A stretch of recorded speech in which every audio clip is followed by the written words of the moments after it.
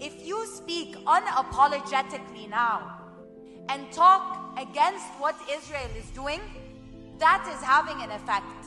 Because although it's hard to watch everything that is happening, put in mind that this is over 70 years of a propaganda machine. Israel's power is not in Palestine. It's outside. It's APEC.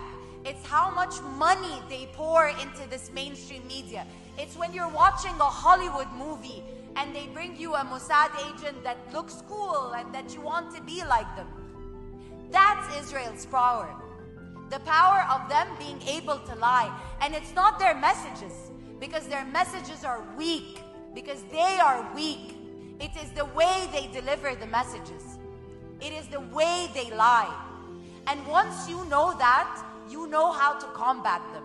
And this is why everyone now has a very